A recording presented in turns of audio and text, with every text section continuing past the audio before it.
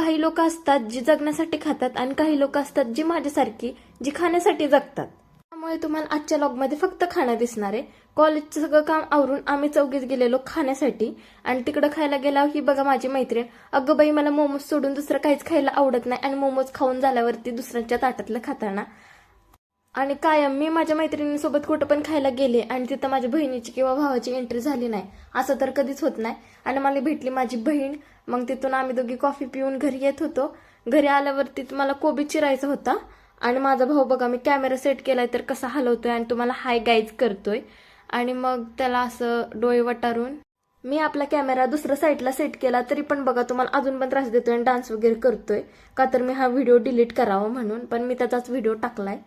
कोबी तर मी उद्याच्या टिफिनसाठी चिरून ठेवलाय. आणि त्याच्यानंतर आम्हाला खायची होती भेळ.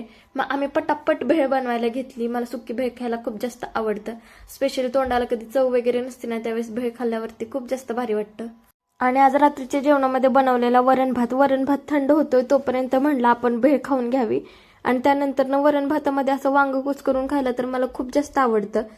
बाकी आजच्या दिवसात तर मी खूप जास्त काय काय खाल्लंय. तर आजचा लॉग आपण इथेच संपवूयात. भेटूयात आपण उद्याच्या लॉगमध्ये.